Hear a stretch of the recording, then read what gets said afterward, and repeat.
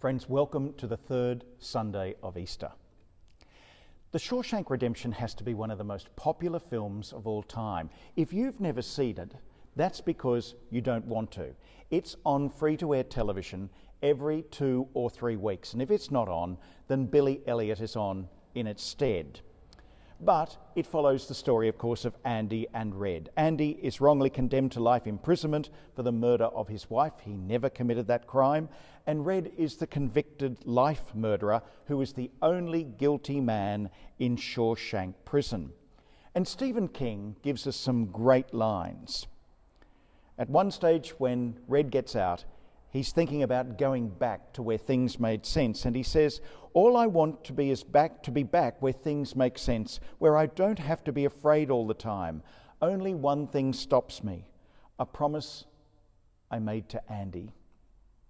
And he also goes on to give lines like, "Remember, Red, hope is a good thing, maybe the best of things, and no good thing ever dies. I think it's the excitement only a free man can feel, a free man at the start of a long journey whose conclusion is uncertain. I hope I can make it across the border. Get busy living or get busy dying."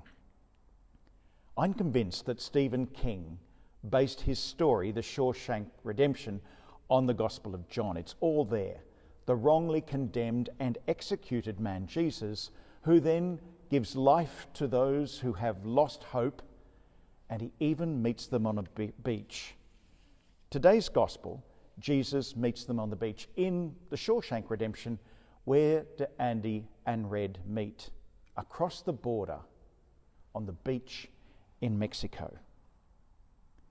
In the Easter Gospel, Jesus returns to the Sea of Galilee, the place where his friends have fled from Jerusalem.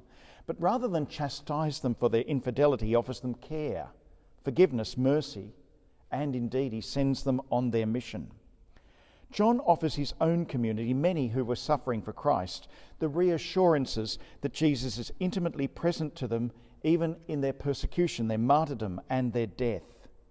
And to those who have been caught up in the net of God's love, we are heirs to exactly the same promises of Jesus' fidelity today.